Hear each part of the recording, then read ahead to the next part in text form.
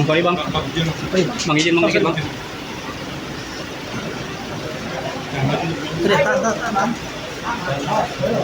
Mas Roy.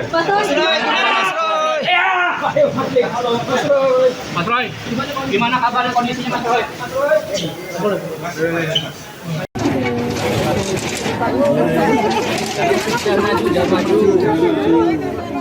Mas Ari, Agak mundur sedikit. Agak mundur. Mundur lagi Bapak kepanasan. Ya, Bapak.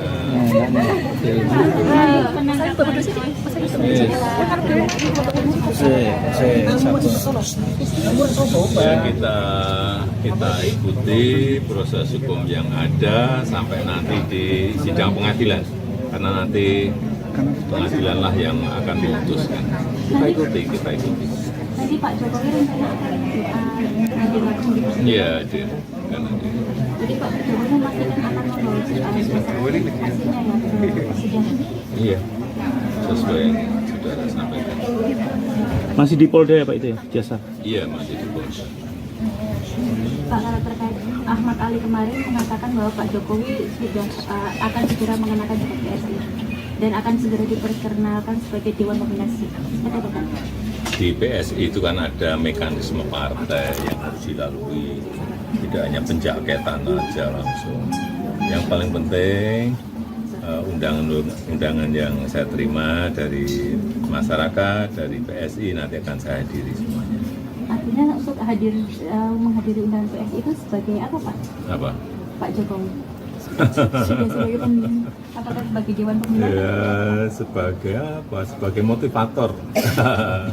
Siap. Nanti kalau untuk langkah strategis untuk kemenangan PSI seperti apa Pak?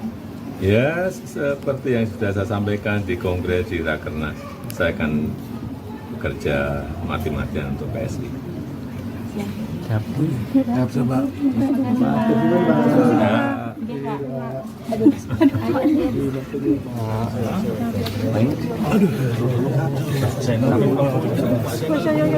Oke, Pak Refli, ini kalau dari sejak penangkapan pagi hari ini tadi ini, apakah sudah ada pihak penjelasan dari pihak kepolisian terkait dasar hukum penangkapan ini?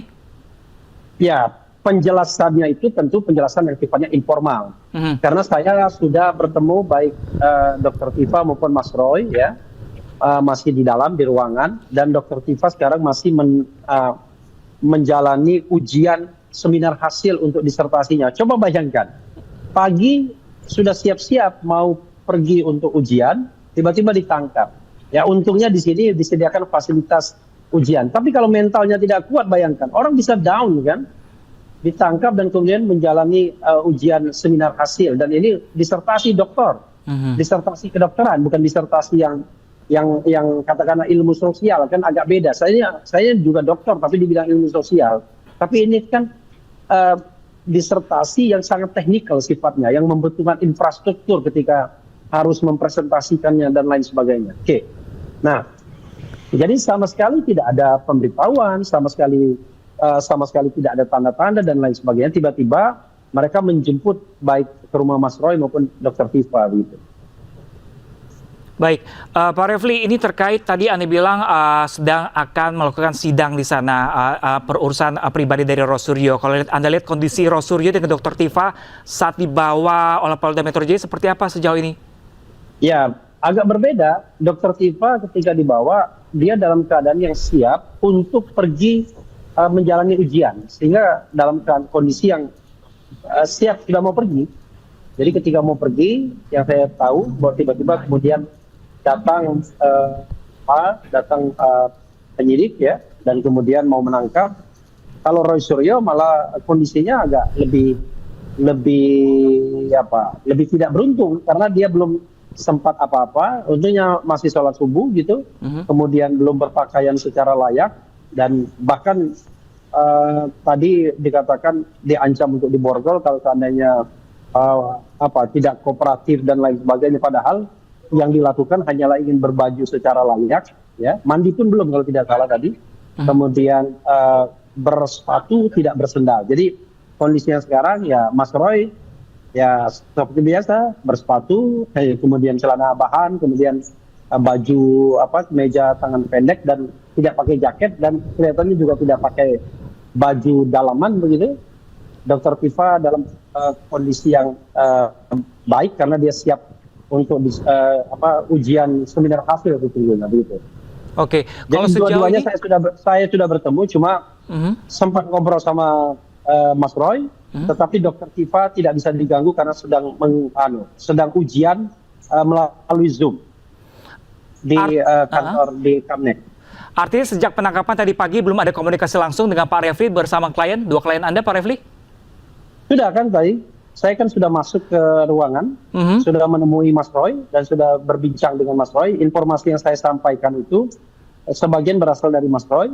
Kemudian kalau Dr. Tifa itu tidak bisa diganggu, tetapi saya sudah menemuinya dalam pengertian secara fisik, saya sudah melihat, dia juga melihat saya, tetapi dia sama sekali tidak bisa diganggu karena sedang ujian Zoom, sedang ujian seminar hasil. Baik, kalau sebelum penangkapan tadi pagi dan kemarin, atau mungkin ada pembicaraan dengan Roy Suryo dan juga Dr. Tifa, ada tanda-tanda penangkapan ini atau tidak, Pak Refli? Enggak, sama sekali tidak ada. Saya sama Mas Roy itu baru berpisah kira-kira pukul 12:30 dini hari tadi, karena kita ada acara di Bandung bersama-sama. Jadi kebetulan kita satu mobil, dan kemudian baru berpisah pukul 12:30 dini hari. Ya pukul 1 mungkin ya, antara 12:30 pukul 1 dini hari di daerah Kuningan. Saya duluan pulang ya, pulang ke rumah, dan kemudian Mas Roy setelah itu. Jadi sama sekali kita tidak bicara tanda-tanda, bahkan kita meyakini bahwa kasus ini sudah tidak layak lagi ditindaklanjuti karena sudah melampaui waktu yang banyak, sudah melanggar hukum acara baik KUHP lama maupun KUHP baru. Tapi ketika ada penangkapan dan penahanan seperti ini, rupanya walaupun sudah terlanggar semua aturan-aturan hukum yang ada, kelihatannya ada pemaksaan agar kasus ini dilanjutkan begitu. Oke, pagi ini Roy Suryo dan Dr. Tifa ditahan di sana. Ini di dalam penahanan ini apakah ada pemeriksaan lanjutan di sana, Pak Refli? Atau hanya penahanan saja? Belum tahu saya. Yang jelas masih di ruangan Kamnek ya, ruangan pemeriksaan selama ini. Dr. Tifa masih ujian dan Mas Roy menunggu duduk begitu saja. Dan saya tadi juga sempat menemani, tetapi saya keluar karena saya membutuhkan komunikasi ke pihak lain. Kalau di dalam kan kita tidak bisa komunikasi. Oke, kalau terkait status hukum dari Roy Suryo dan juga Dr. Tifa, ini juga kasus sudah berlarut-larut lamanya. Saat ini posisi hukum Roy Suryo dan Dr. Tifa seperti apa, Pak Refli? Ya, itu yang kami katakan ya, bahwa pertama kasus ini sejak dilaporkan oleh Jokowi pada tanggal 30 April 2025 itu sudah melebihi waktu 400 hari lebih. Sudah lebih dari 1 tahun. Dan ini tidak wajar untuk kasus yang sebenarnya tidak berat-berat amat. Ini kan bicara mengenai pencemaran nama baik, fitnah yang dikaitkan dengan dugaan ijazah palsu. Dan itu kan bukan sesuatu yang berat untuk diungkapkan sesungguhnya kalau ada transparansi, ada menegakkan prinsip good governance, clean government kan begitu. Nah, tetapi kami juga menyoroti dari sisi pelimpahan berkas, mulai dari pelimpahan pertama tanggal 13 Januari sampai kemudian hari ini, itu sudah berlangsung lebih dari 100 hari, padahal menurut KUHP baik yang lama maupun yang baru, ya paling banyak kalau KUHP baru 70 harian saja. Dan itu pun pelimpahannya diatur juga, tidak bisa sembarangan begitu. Jadi kita menganggap bahwa tidak ada transparansi dalam proses ini dan sudah melanggar hukum acara yang banyak sekali. Bahkan kita menengarai baik secara material maupun secara formil dan material, itu pelanggaran-pelanggaran hukum itu sudah banyak dilakukan oleh penyidik. Karena itu kami menganggap bahwa kasus ini tidak lagi layak untuk ditindaklanjuti begitu, apalagi ditindaklanjuti dengan penangkapan dan penahanan. Oke, Pak Refli, lalu selanjutnya ini sedang dalam penahanan Roy Suryo, baik Roy Suryo dan juga Dr. Tifa. Lalu langkah hukum selanjutnya akan dilakukan tim kuasa hukum seperti apa nanti? Ya, kami berharap bahwa penahanan ini segera ditangguhkan, tentu ya dengan upaya-upaya hukum yang layak dan diperbolehkan tentunya, ya termasuk misalnya meminta jaminan dari tokoh-tokoh ya agar penahanan ini tidak dilakukan, toh mereka kooperatif. Selain itu juga, ini kan juga berkaitan dengan preparation, persiapan.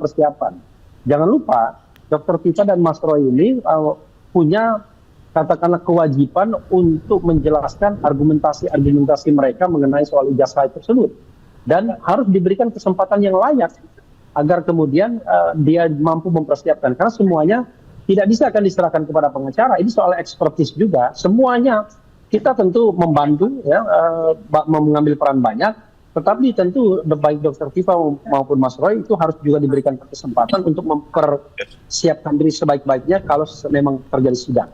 Dan kalau dalam proses penahanan, rasanya ya kesempatan itu kan menjadi berkurang secara signifikan, karena orang dalam tahanan tentu tidak bisa mempersiapkan diri secara lebih baik, terutama pasokan informasi, preparation, dan lain sebagainya. Padahal sekali lagi, ini kasus soal pencemaran nama baik, soal dokumen yang dianggap palsu, dan sehingga membutuhkan sebuah pembuktian yang adequate, yang memadai dari kedua belah pihak.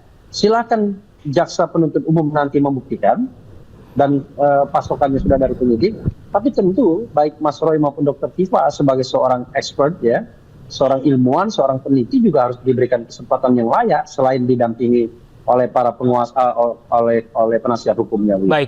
Baik Pak Refli, terima kasih Pak Refli. Kami masih menanti update terbaru langkah selanjutnya dari penahanan ini. Terima kasih telah bergabung bersama kami di Breaking News. Doakan yang terbaik bagi penegakan hukum bangsa ini, dan tidak ada kesewenang-wenangan atau semena-mena seperti ini.